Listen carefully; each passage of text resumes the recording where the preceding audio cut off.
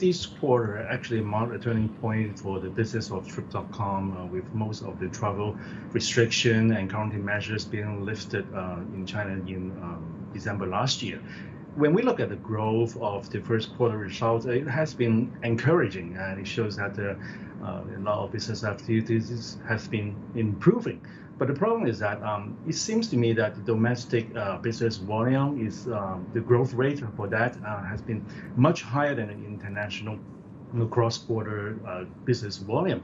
It means that most of the Chinese tourists actually stay at home to travel everywhere, but they actually have some sort of difficulties to travel abroad. I think it may be due to the cross-border restriction or visa issues, and I think that the growth in itself has been less than what I have been expected. So this is something which the tourism sector needs to work on, how to attract, how to make the Chinese tourists, travel abroad and grow the business together.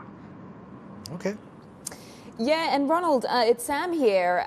Just to add to Marty's question there, one of the things I picked up on was staycations are up quite a lot, even from 2019 levels, which further highlights that the Chinese are staying at home. So this was something the World Bank was talking about the other day, actually, that the services sector resilience is not really the type of growth that has a huge amount of spillover effect for the global economy. So what does that mean for global travel recovery then, if the Chinese are staying at home?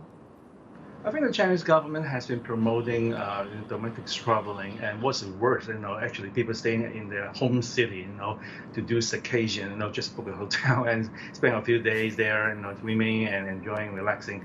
But that is something not, the tourism industry has been get used to, because in the past, I think before the pandemic, take 2019 as an example, I think Chinese tourists actually account for a significant volume of global travel, especially in the Asia Pacific region.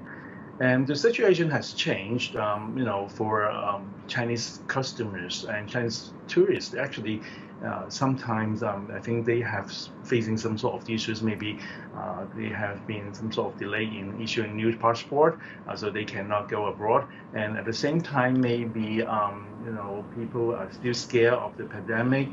Psychologically, they think that China is a safer country to stay there, during the vacation and everything like that. So I think it still takes something like 3 to 6 months, for the global, tourism industry to feel the significant recovery in the Chinese, tourism willingness to travel abroad. So I think it still takes some time, and the timeline seems to be longer than what we have expected earlier on in this year. So it is encouraging at one point, but it is also disappointing at the other point.